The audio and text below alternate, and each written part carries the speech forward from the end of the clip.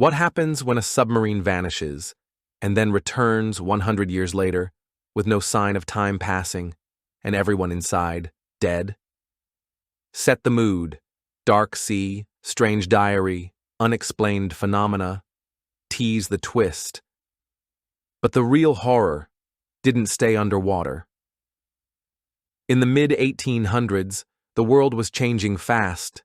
Steam powered the cities, war machines grew more advanced, and European empires were locked in a constant game of one-upmanship. During the Crimean War, the British Empire wasn't just fighting on land, it was experimenting in silence beneath the sea. It was a time of fear and fascination, fear of the unknown, and fascination with new inventions. And that's where a man named Dr. Alaric Bramble comes in. He wasn't a military man. He wasn't even a soldier. He was an inventor, a genius, and to some, a madman. Bramble believed the future of war was underwater, so he designed something the world had never seen before, a fully enclosed, steam-powered submarine, small, silent, and deadly. He called it the Iron Coffin, a name that would prove to be far more accurate than anyone expected. Only a handful of people in the British Navy even knew it existed. It was a secret project, funded in the shadows, launched in silence. And in 1853, the Iron Coffin went on its first and only mission. It never returned. On a cloudy morning in the summer of 1853, the Iron Coffin was quietly rolled into the Black Sea. No reporters, no ceremony, just 8 men on board, and one promise. If it worked, this machine could change the future of war. Dr. Bramble himself was on the vessel. Alongside him, 6 naval engineers and 1 young man tasked with keeping a daily journal, Elias Granger, just 24 years old. The plan was simple: a routine dive, a few hours underwater, surface again and report back. But after they submerged, nothing. No communication, no sign, no noise. Hours passed, then a day, then a week. The military covered it up, said it was a failed test, said there was an engine malfunction. But the truth was that the Iron Coffin had completely vanished, as if the sea had swallowed it whole. No wreckage, no bubbles, not even an oil slick. It was just gone. And over time, the project was quietly buried, just like the men who went down with it. More than 100 years passed. The world moved on. The Iron Coffin became nothing more than a forgotten footnote, buried in dusty archives and war records no one bothered to read. Until 1971. A deep-sea research crew was exploring the Black Sea, scanning the ocean floor with sonar. They weren't looking for the sub. In fact, they didn't even know it existed. But what they found stopped them cold. A massive cylindrical object, completely intact, resting on the seafloor over 200 meters down, covered in barnacles but otherwise untouched. They brought in divers, cameras, and finally a salvage operation was launched to bring it to the surface. When they cracked open the hatch, they expected to find rusted metal, maybe some bones. Instead, they found all 8 crew members, still in place, seated at their posts, frozen in time. No signs of decomposition, no water inside, just pale, lifeless bodies like they had died yesterday. But that wasn't the worst part. Each face was locked in an expression of absolute terror. Eyes wide, mouths open, hands clenched so tightly fingernails had pierced skin.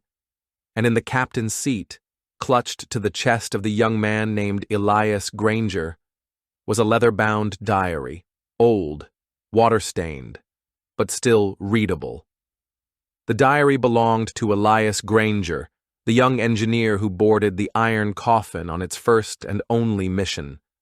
At first, the entries were normal.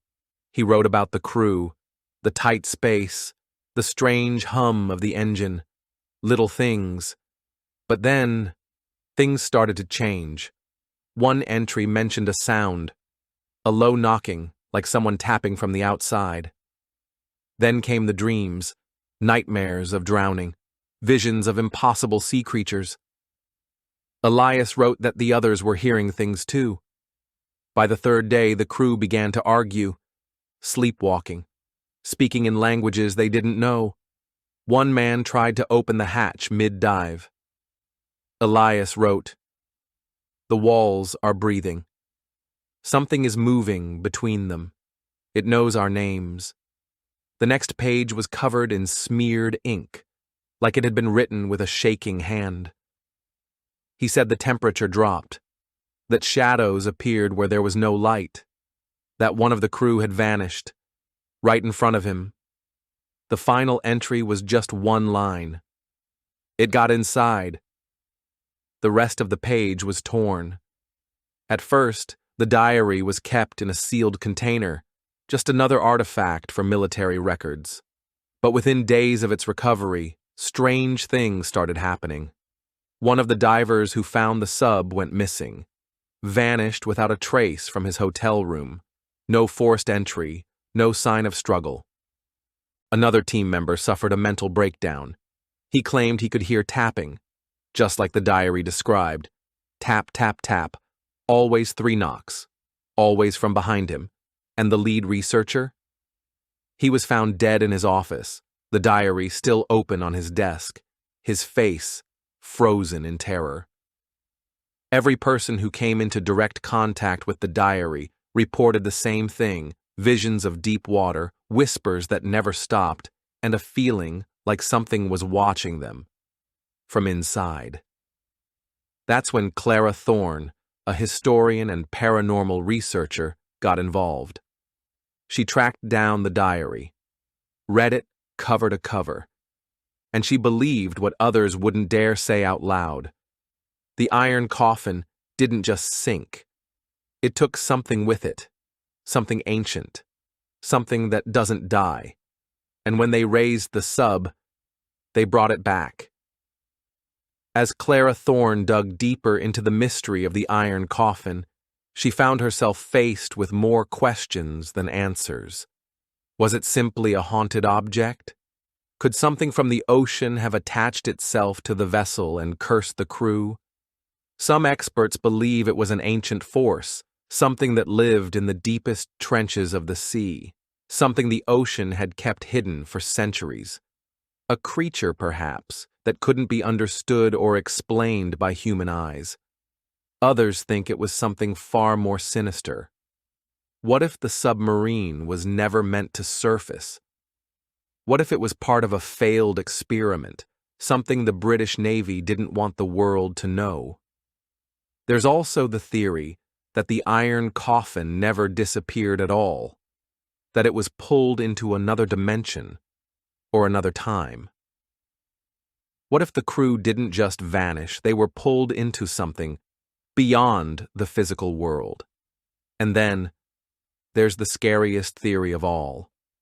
What if the curse was never about the submarine at all? What if it's about the sea itself? There are still so many unanswered questions, and every new theory just leads to more confusion. But one thing is certain: the Iron Coffin is no ordinary wreck. Whatever was aboard it, it wasn't meant to return. So what do you think happened? Was it a supernatural curse, a time anomaly, or something else entirely? The truth may be lost to the depths of the Black Sea, along with the Iron Coffin and its ill-fated crew. But one thing's for sure: some things are better left undisturbed. When the Iron Coffin rose from the ocean floor, it didn't just bring up a ship. It brought something darker, something the world wasn't ready to face. Sometimes the sea holds secrets we're not meant to uncover. So next time you're near the ocean, remember this: not everything that sinks should ever be found. And if you hear the sound of tapping from the depths, you might want to keep moving, because the sea never forgets. Let me know your thoughts in the comments. if you're brave enough to share them. Thanks for watching. If you enjoyed this video, hit that like button, subscribe, and ring the bell for more. Let me know your thoughts in the comments. I'd love to hear from you. See you in the next one. Bye for now.